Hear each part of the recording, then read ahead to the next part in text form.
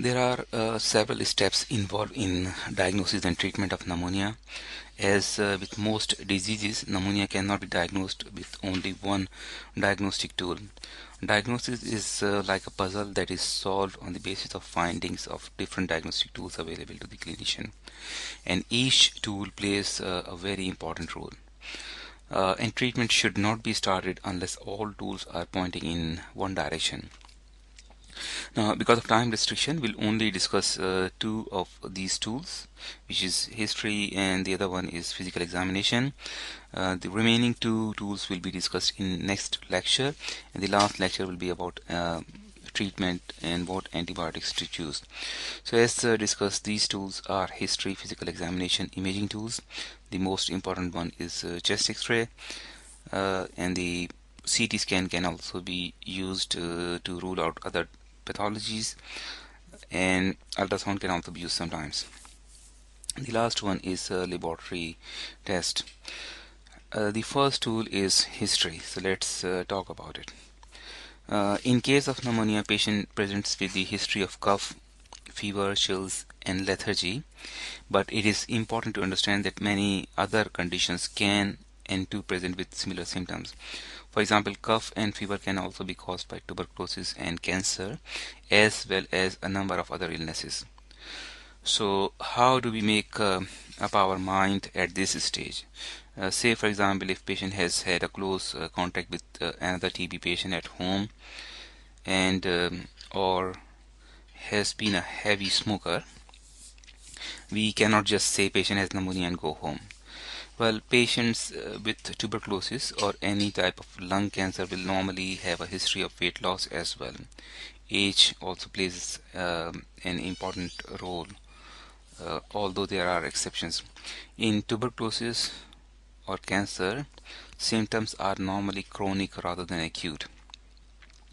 So for the sake of simplicity, let's assume our patient is 25 years of age, does not have any history of smoking, does not have any family history of cancer, and has not lost any weight, and also does not have any history of alcohol or drug abuse. Also, patient has never worked in mining industry or with asbestos or with chemicals. So maybe we can think of pneumonia. But this is not enough to make a diagnosis.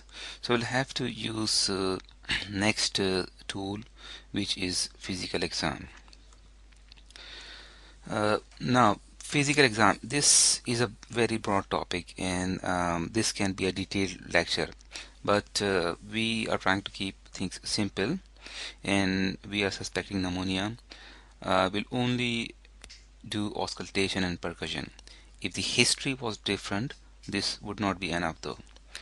There are several good videos available on YouTube, so you can search on YouTube and you'll see these videos that can be very helpful. Now, auscultation is use of stethoscope on different parts of the body to hear sounds that are produced within the body. So rails a bubbling or cracking sound. Rails on one side of chest and rails heard while the patient is lying down are strongly suggestive of pneumonia. Rhonchi, abnormal rumbling, indicates presence of fluid in lungs. Now, the examples of these sounds are also available on YouTube and also on website of Academy of Professionals. Percussion, which is the tapping of chest lightly with the help of fingers, a dull thud sound instead of hollow drum-like, indicates either consolidation or pleural effusion or both. And also again the examples of percussion are also available on YouTube. So consolidation, as we know, is the presence of exudates in alveoli of lung. An exudate can be either pus or fluid or blood. Pleural effusion is the presence of abnormal fluid between two layers of pleura.